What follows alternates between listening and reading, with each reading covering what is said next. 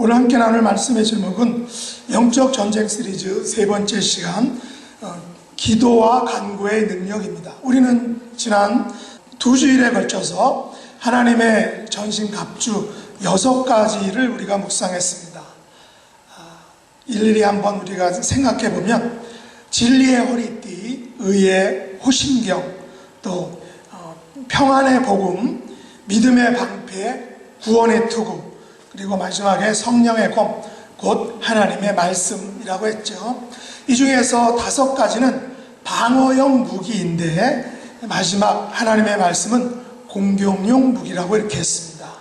오늘 마지막으로 살펴볼 영적 전쟁 시리즈에서 저는 또 다른 공격용 무기인 기도와 간구의 능력에 대해서 같이 말씀을 나누기를 원합니다. 지난주일 설교 이제 마지막 절인 18절 말씀은 우리에게 있어서 기도와 간구의 능력에 대해서 잘 알려주고 있는데 같이 한번 읽어보도록 하겠습니다. 모든 기도와 간구를 하되 항상 성령 안에서 기도하고 이를 위하여 깨어 구하기를 항상 힘쓰며 여러 성도를 위하여 구하라. 여기서 모든 기도와 간구는 우리가 가진 놀라운 그런 특권이며 또한 능력입니다. 그러면 기도와 간구는 어떤 것입니까? 우리가 바라고 원하는 것을 구하는 것이죠. 우리가 그러면 바라고 원하는 것이 어떤 것이겠습니까? 우리가 처한 영적 전쟁에서 우리가 반드시 승리하는 것입니다. 이 영적 전쟁에서 승리한다는 것은 이 땅에서 우리가 하나님의 백성으로서 하나님의 백성답게 산다는 것을 또한 말할 것입니다. 그런 의미에서 하나님의 백성답게 살려면 우리는 반드시 영적 전쟁에서 승리를 해야 한다는 것입니다. 그리고 우리가 영적 전쟁에서 승리하려면 반드시 기도와 간구의 능력을 우리가 사용해야 한다는 것입니다. 우리가 가진 기도와 간구는 평범하고 또한 무기력한 그 어떤 무기가 결코 아니라는 사실입니다. 사도 바울은 모든 기도와 간구를 하라라고 오늘 본문에서 명령하고 있죠. 여기서 잠시 우리가 사용할 수 있는 그런 기도의 종류를 한번 살펴보기를 원합니다. 기도는 목적과 방법에 따라서 여러 가지 종류가 있는데 많이 있더라고요. 같이 한번 간단히 살펴보겠습니다. 먼저 통성 기도가 있죠. 큰 소리로 하는 기도입니다. 이 큰 소리로 기도를 하는 이유는 바로 문제의 긴급성과 간절함 때문입니다. 통성 기도는 한국 교회가 가지고 있는 그런 좋은 전통이었습니다. 물론 좀 튀어 보여서 문제가 될 수는 있지만 이 기도는 우리가 이 기도를 하게 되면 속이 후련하고 또한 기분이 좋아지는 것을 알 수 있습니다. 왜냐하면 우리의 것들을 모두 큰 소리로 하나님께 아뢰었기 때문이죠. 두 번째는 묵상 기도인데 말씀을 읽는 중에 감동이 오는 구절을 묵상하면서 이 말씀이 주는 위로 또는 약속, 책망 또 인도에 대해서 그것을 말씀을 가지고 하나님께 기도하는 것입니다. 점잖은 기도이지만 하지만 분명한 하나님의 약속과 근거를 가지고 하나님께 간구하는 거기 때문에 그만큼 약속이 있는 힘이 있는 그런 기도라고 우리가 할 수 있습니다. 세 번째는 합심 기도인데 여러 명이 한 가지 제목을 가지고 이제 기도를 하는 것이죠. 우리는 주일 예배 시간 그리고 수요 성경 공부 시간에 우리가 한 가지 제목을 가지고 우리 성도들이 합쳐서 마음을 합하여 기도를 하고 있습니다. 제가 합심 기도에 대해서 크게 감명을 받은 것은 텍사스 휴스턴에 있는 조엘 오스틴 목사님이 담임하고 있는 레이크우드 교회입니다. 보수적인 교회에서는 목사님 설교가 어떠니 또 목사님 사모님이 졌더니 라고 하지만 저는 이 교회의 그 온라인을 통해서 예배 시간에 드려지는 그런 중보기도, 합심기도를 보고 너무나도 감동을 받았습니다. 기도 인도자와 사역자들이 강단 앞 혹은 통로에 있으면 이제 기도를 받기를 원하는 성도들이 나와서 서로 이제는 짧게 기도 제목을 나누고 그 나눈 것을 가지고 서로의 귀에다 대고 이제 통성으로 기도를 하는 것입니다. 그래서 온 회중들도 가까이 옆에 있는 사람들 혹은 찾아가서 성도와 함께 기도 제목을 나누고 서로를 위해서 귓속말로 합심으로 통성으로 기도를 해주는 거죠. 한 5분 정도를 하는데 정말 은혜로웠습니다. 요즘에도 그렇게 하고 있는가 봤더니 어제 제가 지난주일 예배를 이렇게 보니까 코로나 때문에 담임 목사님이 이제 목회 기도를 길게 하는 것을 봤습니다. 그 다음에 찬양 기도인데 찬양은 기도의 한 요소이자 또한 곡조 있는 기도라고 우리가 알고 있습니다. 그래서 찬양과 기도는 불가분의 관계죠. 다시 말해서 여러분은 찬양을 드리면서 곡조 있는 것으로 하나님께 기도를 하고 있다는 사실입니다. 그냥 우리가 입술의 고백만이 아니라 그 곡조를 통해서 우리가 기도를 하고 있는 것이 바로 찬양이라는 것이죠. 중재 혹은 중보 기도가 있는데 다른 사람을 위해서 내가 대신 기도하는 것입니다. 가족이나 교회 지도자들 그리고 이웃을 위해서 기도를 하는 것이죠. 일부에서는 중보 기도란 용어가 유일하신 중보이신 예수님이 드리는 그런 기도라고 해서 이것을 우리가 중보 기도란 용어로 말할 수 없다라고 하지만 그러나 성도가 드리는 모든 기도가 바로 예수님의 이름을 통해서 하나님께 기도드리는 것이기 때문에 성경적으로 신학적으로 우리가 타인을 위해서 하는 이 기도도 중보 기도라고 우리가 넓게 이야기할 수 있습니다. 대표 기도, 또 그 다음에 축복 기도, 작정 기도, 금식 기도 이런 것들이 있죠. 여러분들이 다 잘 아시는 그런 기도입니다. 특별히 금식 기도는 물만 마시는 금식 기도와 아무것도 먹지 않는 단식 기도가 있는데 미국에서는 좀 한국과는 다르게 이 금식 기도를 다른 말로 빨대 기도라고 합니다. 뭐냐면 빨대로 먹는 것들은 금식 기도에 속할 수 있다라는 것이죠. 그래서 빨대로 흡입하는 모든 것들은 우리가 가볍게 금식 기도라는 용어로 할 수 있다라는 것입니다. 그 다음에 이제 서원 기도가 있는데 특별히 간절한 기도 제목이 있을 때 응답해 주시면 내가 헌신하겠다, 대신에 이런 것을 하겠다라고 하나님께 약속하고 맹세하는 거죠. 전에 말씀드렸던 것처럼 제가 이제 초등학교 축구부에 있었는데 6학년 때인가요? 그때 이기게 해주시면 제가 헌신하겠다라고 이렇게 기도한 적이 있었는데 아마 그런 헌신 기도 때문에 오늘 이 자리에 있는 것이 아닌가라고 제가 생각해 봅니다. 그리고 기도 응답이 왔을 때는 헌신한 것은 반드시 지켜야 한다는 것이죠. 그래서 보통 지키지 않으면 해가 된다라고들 말합니다. 그 다음에 치유 기도가 있죠. 마음이나 육신의 질병을 위해 치유를 위해서 하는 그런 기도입니다. 복음서에 보면 우리 예수님께서 이 치유 기도를 많이 하셨던 것을 우리가 알 수 있습니다. 그리고 예수님은 이 치유 기도에 있어서 이 영빨이 약한 제자들에 대해서 책망하셨다라는 것을 우리가 복음서에서 보면 알 수 있죠. 안수 기도가 있습니다. 직분자를 세우거나 성령의 은사를 나누어 주거나 또 치유할 때 안수 기도를 할 수 있는데 그러나 치유를 위한 안수 기도는 우리가 조심할 필요가 있습니다. 왜냐하면 많은 사람들이 안수 기도를 통해서 오류를 범하기 때문이죠. 인간적인 생각이 들어가고 욕심이 들어가서 결국엔 잘못된 길로 갈 수도 있다는 것입니다. 또 방언 기도가 있습니다. 방언 기도는 기도에 더욱 몰입하게 되고 집중하게 하는 그런 유익이 있습니다. 명령 기도가 있는데 축사나 신유를 위한 그런 기도입니다.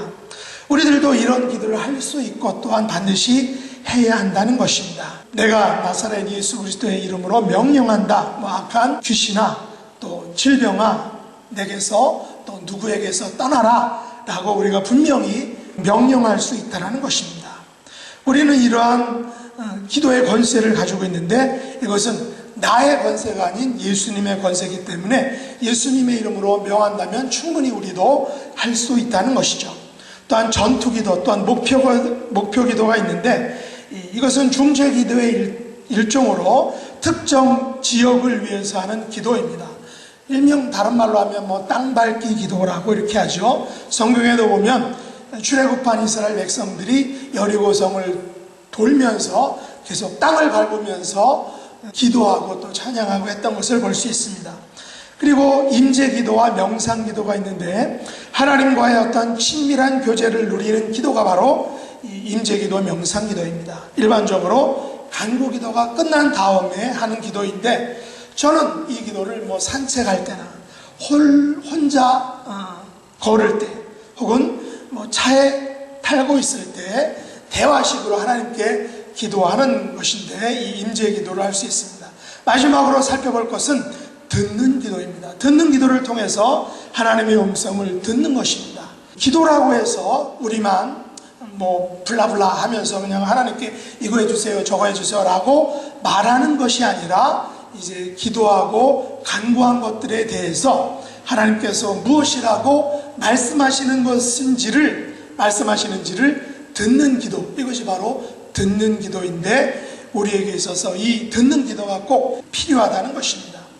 그러면 우리는 얼마 동안 우리가 기도해야 할까요? 정답은 할 일이 많고 중요할수록 더 많이 기도를 해야 한다는 것입니다. 왜냐하면 우리가 일하면 우리가 일하는 것이지만 우리가 기도하면 하나님이 우리 대신 일하시기 때문이라는 것입니다. 교과서적으로는 기도의 초보자는 10분에서 15분 정도 하고 또 평신도는 1시간 안쪽으로 또 중재 기도 사역자는 하루에 2시간 이상라고 이렇게 기도하라고 하는데 사실 이러한 기도 시간을 우리가 갖는 것이 그렇게 쉽지만은 않습니다. 그리고 기도를 할수록 자기를 위한 기도보다는 중재 기도의 몫이 점점 늘어나는 것이 정상적이라는 것이죠. 남을 위해 기도하는 것이 결국 자기를 위해 기도하는 것이기 때문에 그렇습니다. 내가 남을 위해서 기도할 때 하나님이 내 문제를 해결해 주시기 때문이라는 것입니다. 사도 바울은 오늘 본문에서 우리에게 기도에 대해서 무엇을 조언해 주고 있습니까? 모든 기도와 간구로 하라 라고 말하죠. 우리는 위에서 언급한 모든 기도의 이 종류들에 대해서 적극적으로 활용해야 한다는 것입니다. 한 가지 종류의 기도만 할 것이 아니라 우리의 상황과 처지에 따라서 형편에 따라서 이 모든 기도의 종류들, 간구들을 매우 능동적으로 적극적으로 사용해야 한다는 것입니다. 왜냐하면 이것이 우리가 가진 너무나도 좋은 그런 특권이기 때문이라는 것입니다. 성능이 좋은 무기를 가지고 있으면서 그 성능 좋은 무기를 사용하지 않는다면 그것은 손해고 또한 바보짓이기 때문에 그렇습니다. 바울은 항상 성령 안에서 기도하라 라고 말하고 있습니다. 항상 성령 하나님을 의지하여 성령 하나님과 함께 기도하라는 것입니다. 기도는 나 혼자만의 행위가 아니라 내가 기도하면 성령 하나님께서 도와주시고 성령 하나님께서 함께 일해 주시고 역사해 주신다는 것입니다. 내 대신 하나님이 일해 주시는 것입니다. 이것이 우리가 가지고 있는 기도의 속성, 기도의 능력, 기도의 본질입니다. 그러면 성령 하나님께서 어떻게 우리를 도와주십니까? 요한복음 14장 16장에 보면 이렇게 이야기하고 있습니다. 보혜사 곧 아버지께서 내 이름으로 보내실 성령 그가 너희에게 모든 것을 가르치고 내가 너희에게 말한 모든 것을 생각나게 하시리라. 진리의 성령이 오시면 그가 너희를 모든 진리 가운데로 인도하시리니 그가 스스로 말하지 않고 오직 들은 것을 말하며 장래 일을 너희에게 알리시리라 라고 말씀했습니다. 성령 하나님께서 우리가 무엇을 간구해야 하는지를 가르쳐 주시고 생각나게 해주시고 그렇게 하도록 도와주신다는 것이죠. 우리를 아버지께서 기뻐하시는 그런 성도가 되는 모든 진리 가운데로 성령 하나님께서 우리를 친히 인도해 주신다라는 것입니다. 바울은 그래서 로마서 8장 6절과 7절에서 이렇게 말했는데 같이 한번 읽어보도록 하겠습니다. 이와 같이 성령도 우리의 연약함을 도우시나니 우리는 마땅히 기도할 바를 알지 못하나 오직 성령이 말할 수 없는 탄식으로 우리를 위하여 친히 간구하시느니라. 마음을 살피시는 이가 생각을 아시나니 이는 성령이 하나님의 뜻대로 성도를 위하여 간구하심이니라. 성령님께서 우리의 연약함을 아시고 도와주신다는 것입니다. 성령님께서 우리를 위해서 친히 간구해 주신다는 것입니다. 성령님께서 하나님의 뜻대로 성도를 위해서 간구해 주신다라는 것입니다. 그래서 바울은 항상 성령 안에서 기도하라 라고 말한 것입니다. 더 나아가서 바울은 깨어 구하기를 항상 힘쓰라 라고 말합니다. 이것은 인내를 가지고 지켜보면서 기다리면서 기도하라 라는 것입니다. 우리의 기도는 즉각 즉시 응답받기도 하지만 어떤 기도는 오랜 시간을 기다려야 할 때가 있습니다. 어떤 기도는 한 달, 또 1년, 아니 10년 혹은 평생을 기다리는 기도도 있다는 것입니다. 그렇다면 우리는 인내를 가지고 지켜보면서 기다리면서 1년이든 10년이든 평생이든 계속해서 기도해야 한다는 것입니다. 그러나 분명한 것은 우리의 기도는 반드시 꼭 그리고 기필코 응답해 주신다라는 사실입니다. 특별히 내 자신을 위해서 기도하는 것도 하지만 더더욱 여러 성도를 위해서 기도하라 라고 바울이 권면합니다. 왜 우리가 여러 성도를 위해서 기도를 해야 할까요? 앞에서 잠시 언급했지만 기도를 많이 하시는 분들은, 기도의 은사를 받으신 분들은 자신을 위한 기도보다는 중재기도, 중보기도를 많이 한다라는 것입니다. 역설적인 것은 남을 위해 기도하는 것이 결국 자기를 위한 기도가 되었다라는 사실입니다. 내가 남을 위해 간절히 기도할 때 하나님께서는 내 문제를 해결해 주셨다라는 사실입니다. 이 사실을 알고 있는 바울은 오늘 본문 19절에서 바울 자신을 위하여 기도해 달라라고 이렇게 부탁을 하고 있습니다. 그래서 에베소 성도들이 바울을 위해서 간절히 기도한다면 에베소 성도들은 바울을 위해서 기도하는 그 기도를 통해서 에베소 성도들의 문제들도 자연적으로 저절로 기도응답을 받게 된다는 것입니다. 바울은 그러면 무슨 기도를 부탁한 것입니까? 오늘 19절과 20절 말씀 같이 한번 읽어보겠습니다. 또 나를 위하여 구할 것은 내게 말씀을 주사 나로 입을 열어 복음의 비밀을 담대히 알리게 하옵소서 할 것이니 이 일을 위하여 내가 쇠사슬에 매이 사신이 된 것은 나로 이 일에 당연히 할 말을 담대히 하게 하려 하시니라. 사도 바울은 하나님의 메신저로서의 역할을 잘 감당하도록 복음의 비밀을 담대히 알리게 해달라라는 그런 기도를 요청하고 있습니다. 내게 말씀을 주사 나로 입을 열어 복음의 비밀을 담대히 알리게 하옵소서라는 기도 제목을 가지고 에베소 성도들이 기도해달라라는 것입니다. 하나님의 말씀을 전한다는 것, 또 하나님의 메신저가 된다는 것은 쉬운 일이 아닙니다. 많은 설교자들은 성도님들에게 어떤 설교를 전해야 할까를 가지고 많이 고민을 합니다. 가톨릭의 경우는 강론할 말씀이 교황청으로부터 위로부터 다 내려온다고 합니다. 그래서 특별히 설교를 준비한다기보다도 그 내려온 것을 가지고 그것을 그대로 이야기한다는 것이죠. 기독교도 교회력에 따른 그런 설교 자료가 매년마다 나옵니다. 거기 보면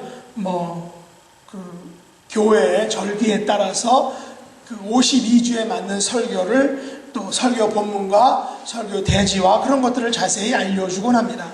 하지만 대부분 목사님들은 각계 전투식으로 알아서 1년 52주의 설교를 감당하고 있습니다. 저희 경우 최근에 주일 설교 본문을 에베소서로 정하고 지난 2월 2일부터 시작해서 드디어 오늘에서 이 6장 마지막을 마치게 되었습니다.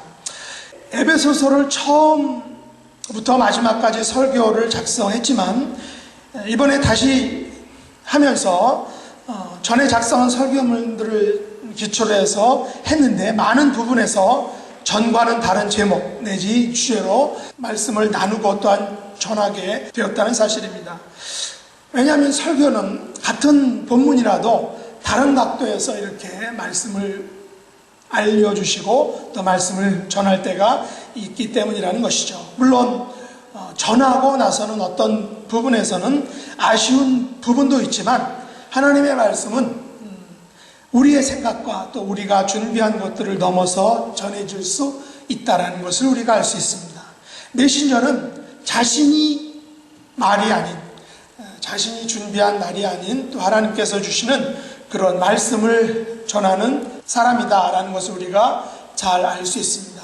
복음의 비밀을 담대히 알리는 것은 바울 당시에는 쉽지 않았다라는 것입니다. 왜냐하면 유대인들과 헬라 철학은 예수 그리스도의 복음을 받아들이려고 하지 않았기 때문이죠.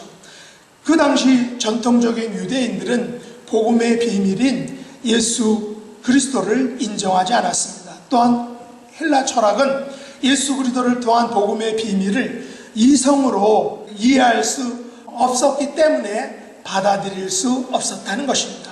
그래서 이 같은 척박한 복음의 환경 속에서 바울은 쇠사슬에 매인 채로 복음을 증거해야 했다는 것입니다. 죄인 대접을 받으면서 복음을 전해야 했다는 것이죠. 여러 사람의 핍박과 위협 속에서 복음을 증거해야 했습니다. 고린도후서 11장 23절로 27절에 보면 바울이 복음을 전해야 하는 데 있어서 어떤 어려움을 만났는지를 이렇게 고백하고 있는데 바로 이것입니다. 내가 복음을 위하여 옥에 갇히기도 더 많이 하고 매도 수없이 맞고 여러 번 죽을 뻔하였으니 유대인에게 40에서 하나감한 매를 5번 맞았으며 3번 태장으로 맞고 1번 돌로 맞고 3번 파선하고 일주야를 깊은 바다에서 지냈으며 여러 번 여행하면서 강의 위험과 강도의 위험과 동족의 위험과 이방인의 위험과 시내의 위험과 광야의 위험과 바다의 위험과 거짓 형제 중의 위험을 당하고 또 수고하며 애쓰고 여러 번 자지 못하고 줄이며 목마르고 여러 번 굶고 춥고 헐벗었노라 라고 이렇게 고백을 했다는 것입니다. 이것이 바로 우리가 그렇게 흠모하는 사도 바울의 일상이었다는 것입니다. 어찌 보면 하루도 마음 편할 날이 없는 것처럼 보입니다. 여러분이라면 바울과 같은 이런 고난과 핍박 속에서 복음의 비밀을 담대히 알리게 할 수 있느냐라는 것을 우리가 한번 물어볼 필요가 있습니다. 바울은 그래서 나로 이 일에 당연히 할 말을 담대히 하게 하려고 쇠사슬에 매인 사슴이 되었다라고 고백하면서 나를 위해서 좀 기도해 달라라고 부탁한 것입니다. 우리가 받은 복음의 비밀은 거저 받은 것 같지만 결코 그렇지 않다는 것입니다. 우리에게 복음의 비밀이 알려지기 위해서 누군가는 쇠사슬에 매였었다는 사실입니다. 누군가는 온갖 핍박과 멸시와 천대를 견디어내서 그 복음을 지켜내야 했다는 것입니다. 복음의 비밀인 예수 그리스도가 우리에게 전해지기 위해서 누군가는 죽임을 당해야 했다는 것입니다. 복음의 비밀이신 예수 그리스도께서 저절로 우리에게 알려진 것이 결코 아니라는 사실입니다. 누군가의 값비싼 대가가 반드시 지불되었던 것입니다. 바울은 이 복음의 비밀을 전하고 알리는 데 있어서 사정이라는 그런 단어를 사용하고 있죠. 사정이란 무엇입니까? 바울에 대한 것입니다. 바울이 무엇을 하고 어떻게 하였는지 이것이 바로 바울의 사정인데 오늘날로 말하면 선교보고라고 이렇게 이야기할 수 있습니다. 바울은 그의 선교보고를 에베소 성도들에게 알려주었습니다. 그런데 지금 바울은 옥에 갇혀 있기 때문에 대신에 두기고를 보내서 선교보고를 한 것입니다. 두기고는 사랑을 받은 형제요 주 안에서 진실한 일꾼이다 라고 소개합니다. 특별히 두기고를 에베소 교회에 보내는 이유는 에베소 성도들의 마음을 위로하기 위해서다 라고 말하고 있죠. 그러면 두기고가 어떻게 에베소 성도들을 위로할 수 있었느냐라는 것입니다. 바울에 대한 선교 보고를 통해서였다는 것입니다. 바울의 사정을 에베소 성도들에게 알려줌으로 에베소 성도들을 위로할 수 있었다는 것입니다. 하나님께서 바울을 통해 복음의 비밀을 어떻게 이방 세계에 전하였는지를 그 사정을 그 선교 보고를 에베소 성도들에게 함으로 바울은 두기고를 통해서 에베소 성도들을 위로할 수 있었다라는 것입니다. 그리스도인들은 설교를 통해서 위로를 받지만 설교 보고와 같은 그런 간증을 통해서 우리가 위로를 받기도 합니다. 우리는 믿는 분들의 사정을 전해드릴 때 우리는 위로를 받는다는 것입니다. 소위 은혜를 받게 되죠. 그래서 어떻게 보면 설교와 똑같은 은혜를 간증 혹은 선교보고를 통해서 우리가 은혜를 받는 것입니다. 두기고는 바울의 선교보고를 에베소 성도들에게 들려줌으로 그들을 위로했던 것입니다. 여러분이 가진 사정이 어떤 것입니까? 여러분은 복음을 위해서 무엇을 하고 있습니까? 어떤 사정을 가지고 있습니까? 우리 교회가 가진 사정이 어떤 것입니까? 우리 교회는 복음을 위해서 무엇을 행하고 그 행한 것을 어떻게 나타내고 있느냐 하는 것입니다. 우리는 나의 사정과 우리의 사정을 다른 사람에게 알림으로 복음을 증거해야 한다는 것입니다. 아니 우리 자신이 바울과 두기고처럼 하나님으로부터 보냄을 받은 복음을 알리는 자 또한 성도들을 위로하는 자가 다 되어야 한다는 것입니다. 이제 바울은 23절과 24절에서 에베소 성도들에게 축복을 기원하고 있습니다. 평안과 사랑과 믿음과 은혜를 가지고 성도들을 축복하고 있습니다. 오직 하나님 아버지와 우리 주 예수 그리스도만이 우리들에게 성도들에게 평안과 사랑과 믿음과 은혜를 주실 수 있는 유일한 분이다 라는 것입니다. 우리들도 이 시간 바울이 했던 그런 축복 기도를 가지고 우리 자신과 또 우리의 가족과 또 우리 교회와 우리가 알고 있는 사람들을 다 같이 한번 축복하도록 하겠습니다. 23절 24절 우리가 축복의 마음을 가지고 한번 읽어보도록 하겠습니다. 아버지 하나님과 주 예수 그리스도로부터 평안과 믿음을 겸한 사랑이 형제들에게 있을지어다. 우리 주 예수 그리스도를 변함없이 사랑하는 모든 자에게 은혜가 있을지어다. 아멘. 이제 말씀을 맺겠습니다. 하나님께서는 저와 여러분에게 영적 전쟁을 위한 강력한 무기로 모든 기도와 간구의 능력을 선물로 주셨습니다. 우리에게 주신 이 기도와 간구의 능력을 가지고 여러 성도를 위하여 우리가 다 같이 사용할 수 있기를 원합니다. 여러분의 가정과 또 직장과 나라를 위해서 이것들을 사용할 수 있기를 원합니다. 특별히 교회 지도자들을 위하여 이것을 사용할 수 있기를 원합니다. 이 기도와 간구의 능력을 가지고 성도들의 마음을 위로할 수 있기를 원합니다. 아버지 하나님께서는 평안과 사랑과 믿음과 은혜로 항상 우리에게 부어주시고 항상 우리에게 이런 것들로 함께 해주실 것입니다. 기도하겠습니다. 하나님 아버지, 저희들에게 하나님의 전신갑주로 무장시켜 주시기를 간절히 간구합니다. 특별히 모든 기도와 간구의 능력을 모든 성도님들에게 허락하여 주시옵소서. 이것을 잘 활용할 수 있는 성도님들이 될 수 있도록 인도해 주옵소서. 이 능력을 가지고 성도들과 또한 교회 지도자들을 위로하는, 그리고 가정과 나라와 민족을 위로하는 하나님의 영적 군사들이 다 될 수 있도록 축복해 주시옵소서. 예수님의 이름으로 간절히 기도드립나이다. 아멘.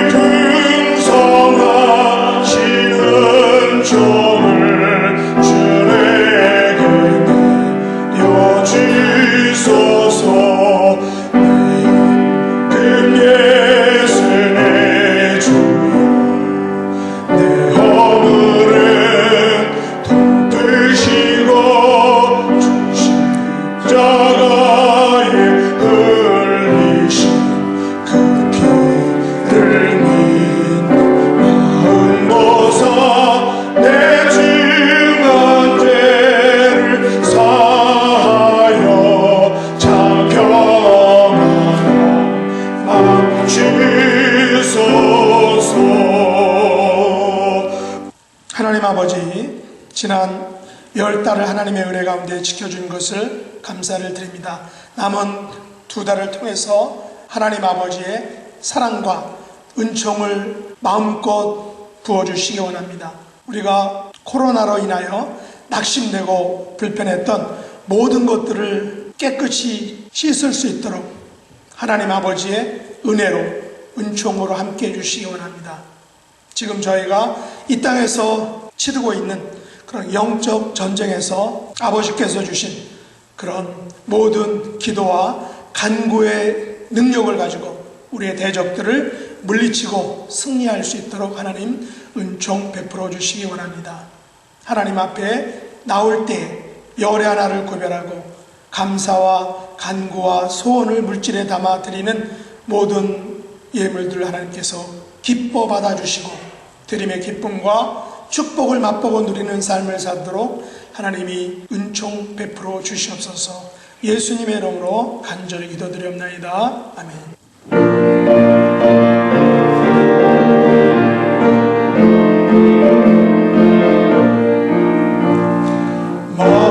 마음속에 근심 있는 사람 주 예수 앞에 달려라. 그 마음 있을 때라도 주 예수께 아뢰라.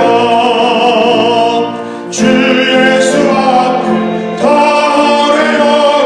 주의 친구니 무엇이나 근심하지 말고 주 예수께 아뢰라. 눈물 나며 깊은 한숨 쉴 때 주 예수 앞에 달려라. 은밀한 죄 내게 있더라도 주 예수께 아뢰라. 주 예수 앞에 달려라. 주의 친구니 무엇이나 근심하지 말고 주 예수께 아뢰라.